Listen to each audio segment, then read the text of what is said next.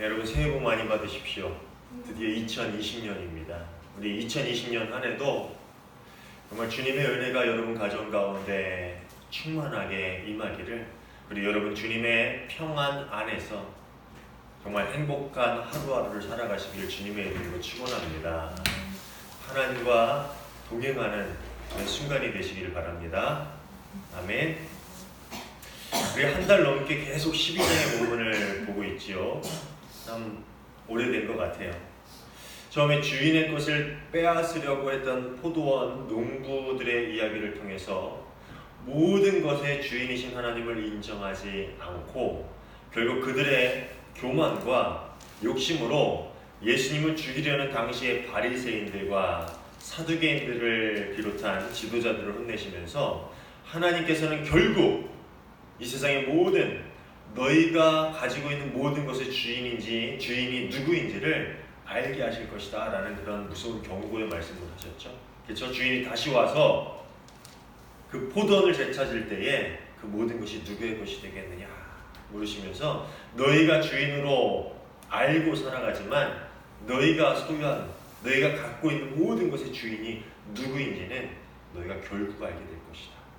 아주 무서운 말씀이죠. 또 세금 문제로 예수님을 시험하려는 바리새인들에게 역시 너희가 입으로는 하나님을 주인이라고 말하고 너희가 입으로는 하나님을 섬기고 있다라고 말하지만 너희는 하나님을 인정하지도 또 하나님을 온전히 내 삶의 주인으로 여기고 삼고 살아가지 않는다라고 말씀하셨습니다.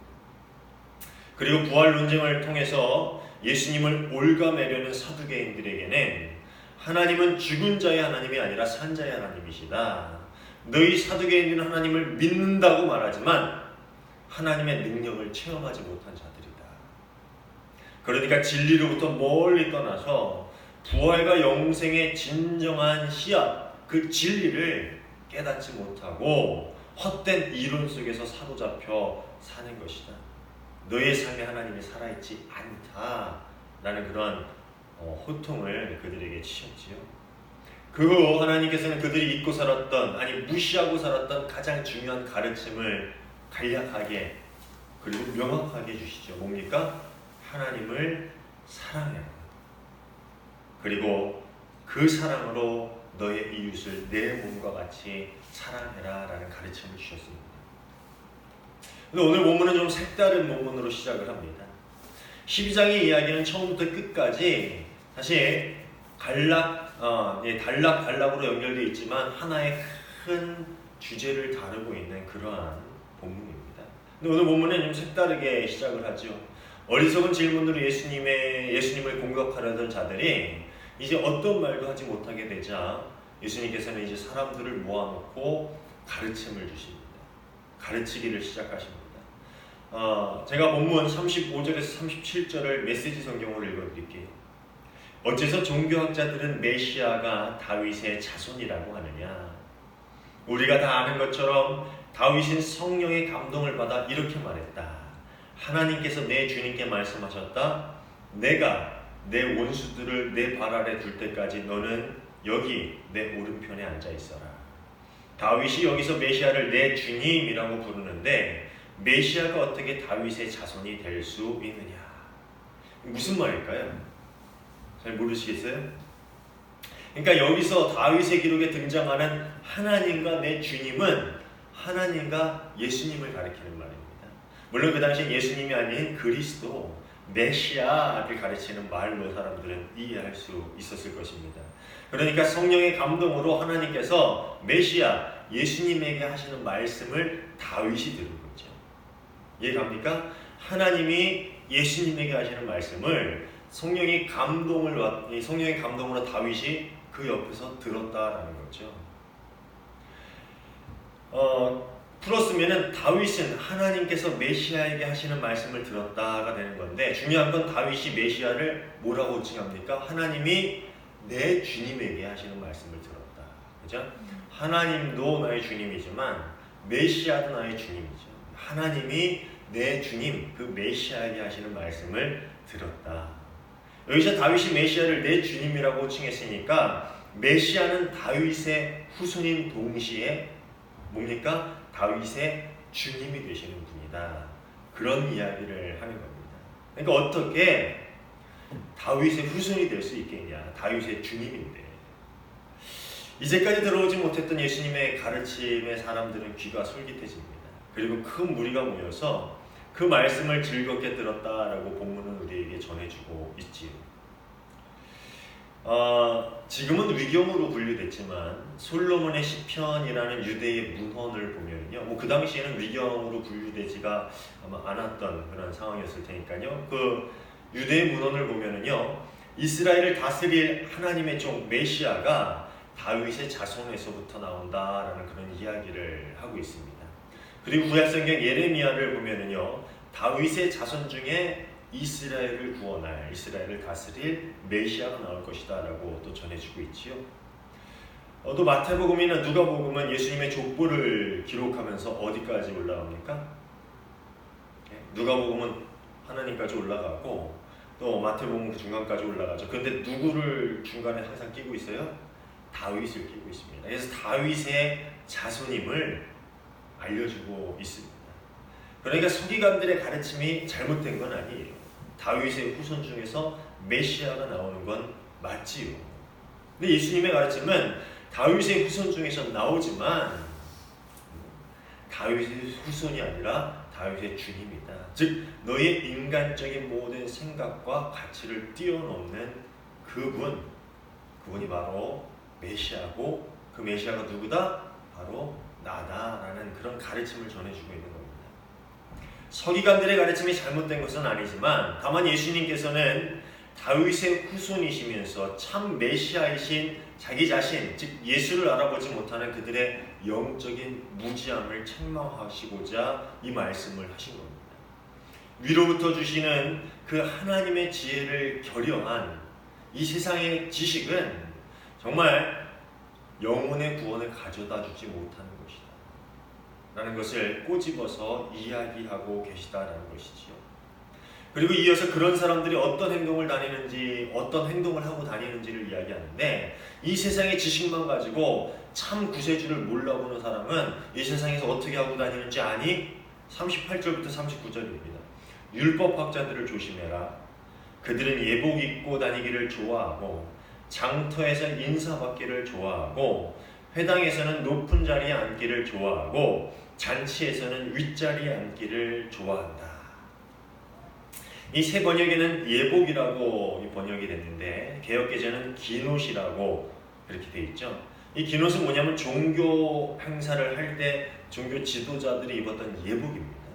그러니까 오늘날 목사들이 성찬식이나 이런 걸 할 때 가운을 입는 것처럼 그 당시에 종교 행사를 할 때 지도자들이 입었던 그런 가운입니다. 근데 예복 입고 다닐 필요가 있습니까? 없죠. 종교 행사 외에는 기장 바닥에 예복을 입고 다닐 필요가 없어요. 길기 때문에 오히려 더 불편했을 것입니다. 그런데 이 사람들은 긴 옷을 입고 다니면서 시장에서, 장터에서 인사받기를 좋아했다라고 그렇게 이야기합니다. 뭐냐면은 자신이 어떤 위치에 사는 사람인지, 어떤 위치에 있는 사람인지를 꼭 사람들에게 알리고 또 그 사람들에게 인사를 받고 문안을 받는 그런 서기관들의 가식적인 행동을 꼬집어서 하시는 말씀입니다. 또 이 마태복음 본문을 보면요, 긴 옷에 차는 경문을 넓게 해서 사람들에게 보이기를 즐겨했다라고 나오는데요. 당시 이 서기관들과 바리새인들의 행동이었던 것 같아요. 경문이 뭐냐면요, 이 성경 구절이 적힌 작은 두루마리 박스인데요. 요 팔뚝에도 붙이고요, 또 이마에도 붙이는 그런 말씀 두루마리가 들어있는 박스입니다. 이것을 가죽으로 꿰매가지고 이마에다 또 왼팔에다 이렇게 붙이고 다녔는데, 이 말이 뭐냐면 나는 늘 하나님 말씀을 가까이 하고 있다, 그런 표시였습니다. 그렇지만 그들은 자신의 지식을 뽐내고 사람들에게 존경받기를 좋아했지만 사실 그들의 삶은 그 경문 안에 들어있는 하나님 말씀, 그과는 거리가 먼 삶이었습니다. 그 말씀을 주신 하나님이 원하시는 것과는 거리가 먼 삶을 그들은 살고 있었다라는 것이지. 지금 뭐예요? 그래 너희가 세상적인 지식으로 구약 성경을 알고 하나님의 말씀을 연구한다고 다 알고 있다고 생각하지만 너희는 정말 하나님을 모른다. 너희는 구원에서 거리가 멀다. 너희는 하나님의 말씀을 따라 살고 있지 않다. 너희는 너희 지식으로 결국 구원받을 수가 없다라는 것을 하나님은 사람들에게 이야기하고 계시다라는 것입니다. 40절입니다. 그들은 과부의 가산을 삼키고 남에게 보이려고 길게 기도한다. 이런 사람들이야말로 더 엄한 심판을 받을 것이다. 자신들의 지식으로만 하나님을 안다라고 생각하고 그 지식으로 율법을 지킴으로 그렇게 외식하는 행동으로 구원을 받을 것이다 라고 생각하고 있지만 실제적으로 그들의 삶은 하나님의 말씀이 살아있지 않은 삶이었습니다.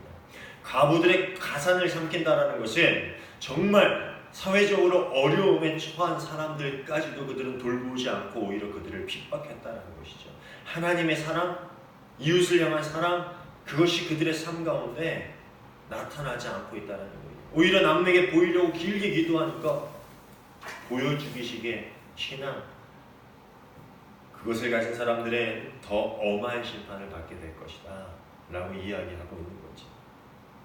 아무리 지식이 많으면 뭐합니까? 아무리 성경을 다독하면 뭐합니까? 그 안에 있는 하나님이 우리 삶의 주인이 되고 그래서 하나님의 말씀이 우리의 삶으로 나타나지 못하면 지식이 많아도 예수님을 알아보지 못했던 율법학자 같은, 지식이 많아도 하나님의 말씀이 그 삶 가운데 나타나지 못했던 그 바리새인들처럼 살아가게 된다는 것입니다. 다른 교회 교인들 만나서 지금 얘기가 있었는데 교회들마다 새해면은 성경 통독을 한다 그래요. 그래서 1월 달에 일독하는 게 각 교회들 목표다. 이렇게 해가지고 행사를 하는데 참 좋습니다. 성경 일독하고 또 1년에 몇 독하고 그런 거 좋아요. 그게 나쁘다라고 얘기하는 게 아니라 정말 중요한 건요. 많이 읽는 것은 아니에요. 많이 읽으면 좋죠. 그런데 중요한 것은 그 많이 읽은 것 중에 하나라도 내 삶 가운데 실현되어지는 것. 그것이 정말 중요한 것이다라는 것이죠. 예전에 말했던 제가 참 좋아하는 목사님, 존경하는 목사님 페이스북에 또 올라온 글인데요. 그분 참 좋은 글을 많이 올려요. 그래서 제가 기억에 남아가지고 캡처해놨었는데요. 솔직히 말해서 지금 교회가 성경을 모르는 사람들 때문에 문제인가? 아니면 성경을 잘 안다고 자부하는 사람들 때문에 문제인가? 참 재밌죠? 지금 교회가 왜 문제입니까? 성경을 몰라서 문제입니까? 아닙니까? 아니면 성경을 잘 안다고 자부하는 사람들이 문제입니까?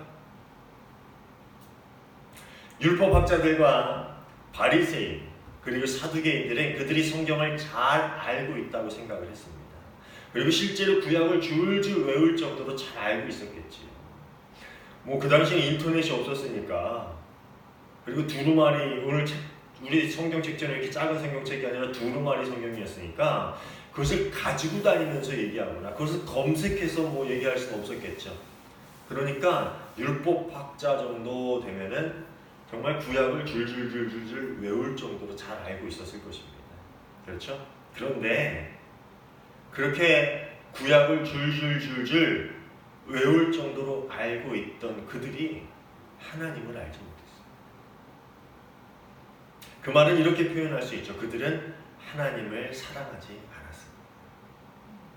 실제로 구약에서 알다라는 표현은 야다라는 히브리어 단어를 쓰는데요. 이것은 단순한 지식적인 알을 일컫는 단어가 아닙니다. 아주 친밀한 결합을 의미하는 거예요. 야다라는 것은 나는 그 사람의 이름을 알아. 그 사람의 직업을 알아. 이 정도가 아니라 난 그 사람을 알아. 야다라는 단어를 쓰면은 우리는 아주 친밀한 사이예요. 심지어 남녀 사이에는 육체적인 결합을 의미하는 말로 사용되어지기도 합니다. 그런 의미로 보면은요, 율법학자들, 바리새인들, 사두개인들, 하나님의 말씀을 잘 안다고 생각했던 그들은 실제로 하나님을 알지 못했다라는 것이죠. 그런 그들에게 하나님을 사랑하라라는 명령은 도저히 지킬 수 없는 명령이었지. 그렇죠? 그래서 그들은 하나님을 사랑하지 않았다라는 것입니다. 아까 우리가 성만찬 예식을 했죠. 우리 오늘 성찬 예배로 드려서 성찬 예식을 했는데 그 중에 읽은 성경 중에 요한일서 4장 7절부터 9절 말씀이 있죠. 기억나시죠? 뭐예요? 하나님을 사랑하는 자마다 하나님으로부터 나서 하나님을 알고 사랑하지 아니하는 자는 하나님을 알지 못하나니. 이게 그 당시에 히브리적 사고예요. 하나님을 안다라고 하는 것은 친밀한 관계를 맺고 정말 사랑한다라는 거예요. 하나님을 알지 못한다라는 것은 그가 하나님을 사랑하지 않는다라는 거예요. 하나님을 알지 못한다. 내 삶 가운데 하나님이 어떤 분인지를 내 마음속으로 깨닫지 못하고 그것을 받아들이지 못했는데 어떻게 하나님을 사랑하라는 명령을 지킬 수가 있었겠습니까? 그들은 사랑할 수 없었습니다. 하나님. 누군가 하나님을 사랑하는가 사랑하지 않는가라는 것은요, 말씀을 많이 아는가 아니면 많이 모르는가, 혹은 신학을 잘 알고 있는가 아니면 신학을 잘 모르는가라는 것으로 판단할 수 있는 일은 아닙니다. 말씀을 늘 읽고 연구하고 공부하는 목사들, 신학자들, 말씀을 잘 아니까 하나님을 더 사랑하는 겁니까? 늘 신학을 연구하는 신학 교수들 혹은 목사들, 신학에 대해 성도들보다 더 잘 아니까 하나님을 더 많이 사랑하는 겁니까? 아니죠. 그것으로 판단할 수 있는 일이 아닙니다. 예배를 빠지지 않고 잘 나온다고 하면은 그건 하나님을 더 사랑하는 겁니까? 물론 예배 걸핏하면 빠지고 딴 데 놀러 가는 건 하나님을 사랑하는 건 더더욱 아니지만, 그렇다고 예배만 잘 나온다고 1년 52주의 예배 혹은 수요예배, 금요예배 잘 나온다고 하나님을 사랑한다라고 이야기할 수 있습니까? 물론 그래서 그럴 수도 있지만 꼭 그것으로 하나님을 사랑한다라고 이야기할 수는 없을 것 같아요. 새벽 예배를 매일같이 나온다고, 하루에 기도를 1시간, 2시간씩 한다고, 혹은 일주일이면 5, 6일을 교회 와서 봉사한다고 하나님을 사랑하는 사람이다라고 할 수 있습니까? 무조건 아니라고 할 수도 없지만 꼭 그렇다라고 그것이 기준이 될 수는 없다라는 것입니다. 하나님을 사랑한다라는 것은 어떤 겁니까? 예수님은 모든 가르침 후에 하나님을 진정으로 사랑하는 것이 무엇인지를 한 예를 들어서 우리에게 알려주고 계십니다. 오늘 본문 41절부터의 말씀입니다. 예수께서 헌금함 맞은 쪽에 앉아 계시다가 사람들이 헌금함에 돈 넣던 것을 보고 계셨다. 많은 부자들은 큰 돈을 바치고 있었다. 그때 가난한 과부가 다가와서 작은 동전 2개를 넣었다. 겨우 동전 2개였다. 예수께서 제자들을 불러놓고 말씀하셨다. 과연 이 가난한 과부가 헌금함에 넣은 것이 다른 사람들이 넣은 것을 다 합한 것보다 크다. 다른 사람들은 아깝지 않을 만큼 헌금했지만 이 여자는 자기 형편에 넘치게 드렸다. 자신의 전부를 드린 것이다. 마지막 부분 다시 읽어요. 다른 사람들은 아깝지 않을 만큼 헌금했지만 이 여자는 자기 형편보다 넘치게 드렸다.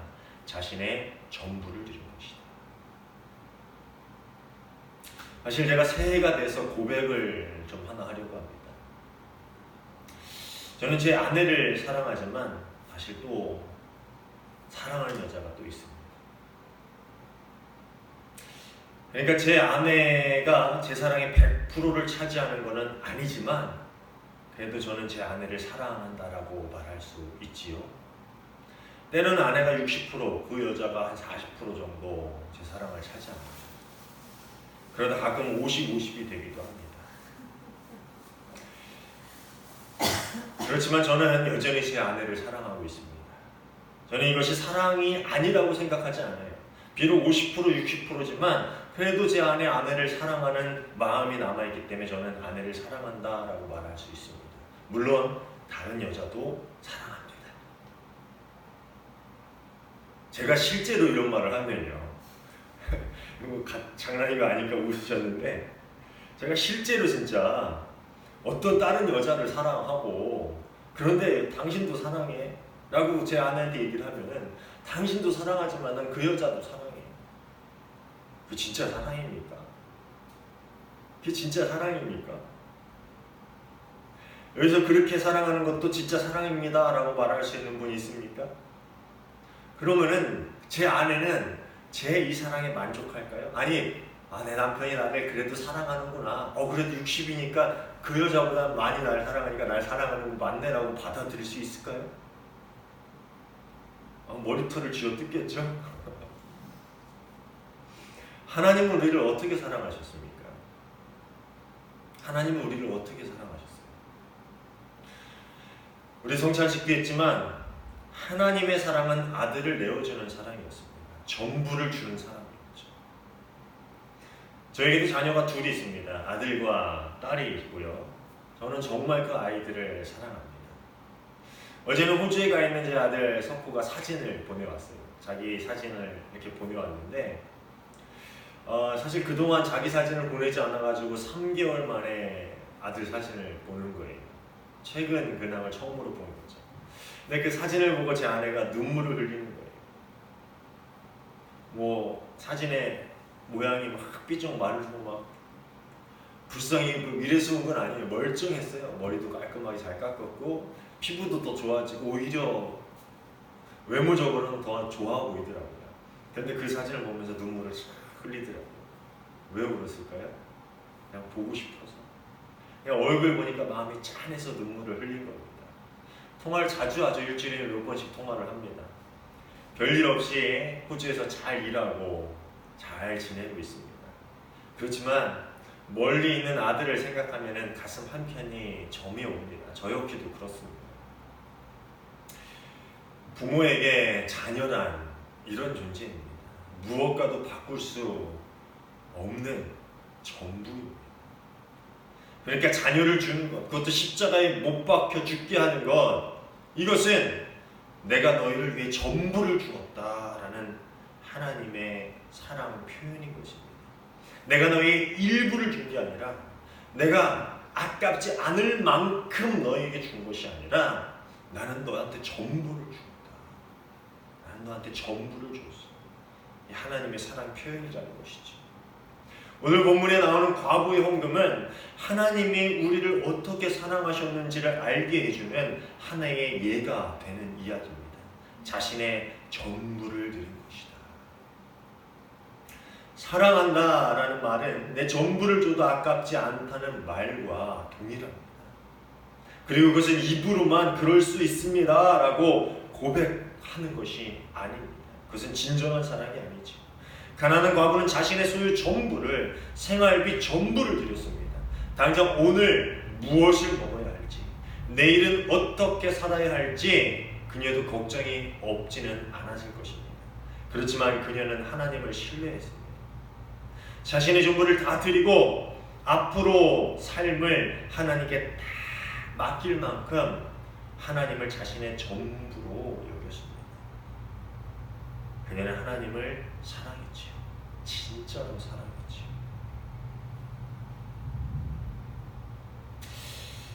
오늘 본문은요, 우리가 가진 것을 다 드려야 된다?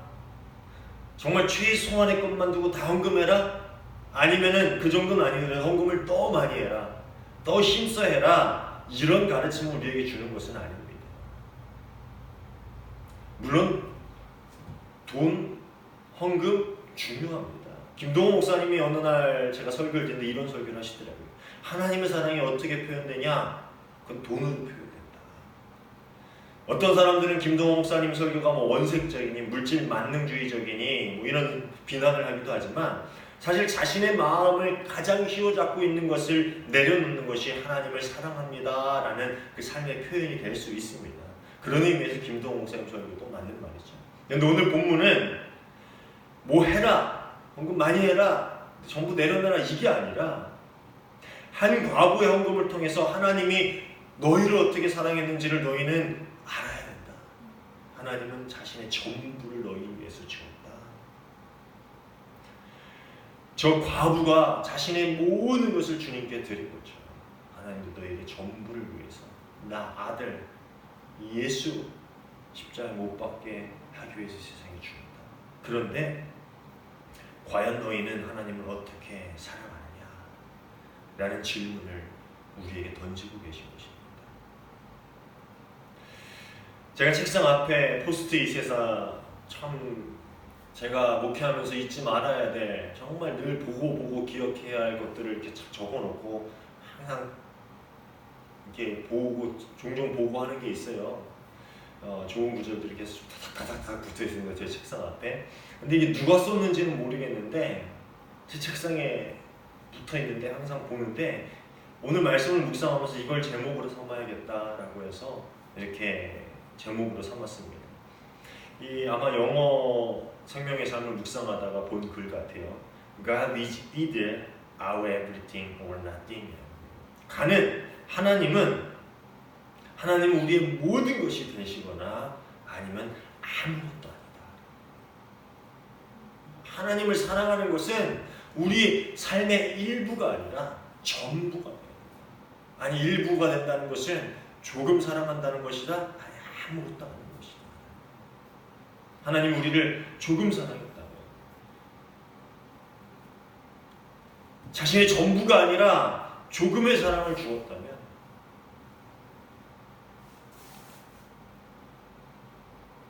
우리가 하나님을 우리 삶의 일부만 경외하고 일부만 사랑한다고, 우리 삶의 일부만 지른다 해도 괜찮겠죠. 근데 하나님은 전부를 주셨어요. 그 자녀를 주셨어요. 그 아들을 주셨어요. 그것도 십자가에 못 박혀 죽게 우리를 사랑하셔. 내 전부를 주었다라는 그 사랑의 표현을 보여주셨다는 것입니다. 우리는 하나님을 어떻게 사랑하고 있습니까? 마가복음 12장을 마치면서 정말 중요한 것은 하나님이 너의 전부가 되니, 하나님을 사랑하는 것이 너의 전부를 드리는 사랑이니, 너희는 하나님을 어떻게 사랑하고 있니? 라는 것을 우리에게 묻고 계십니다. 사랑하는 여러분, 하나님은 전부이거나 아무것도 아닙니다. 기도하겠습니다. 참 좋으신 하나님 감사합니다. 하나님은 저희를 너무나도 사랑하여 주셔서 저희의 구원을 위해서, 저희의 생명을 위해서 정말 모든 것을 내어주셨는데 우리는 하나님을 어떻게 사랑하고 있습니까? 아나니아와 사피라처럼 우리 삶의 일부분을 떼어놓고 많은 것을 드렸다 하여 저희가 정말로 주님을 사랑합니다 라고 고백하고 있지는 않습니다. 아니면 우리의 삶 중에 아깝지 않을 만큼만 주님께 드리고서 우리가 주님을 사랑합니다 라고 입으로만 고백하고 있지는 않습니까? 주님,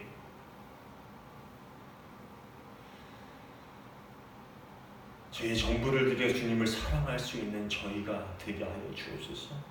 지금은 부족한 사랑이지만 저희의 사랑이 주님을 향한 저희의 마음에 점점 저희의 삶을 사로잡아 저희의 모든 것을 드려 주님을 사랑합니다라고 저희 삶을 통해 저희의 전심을 다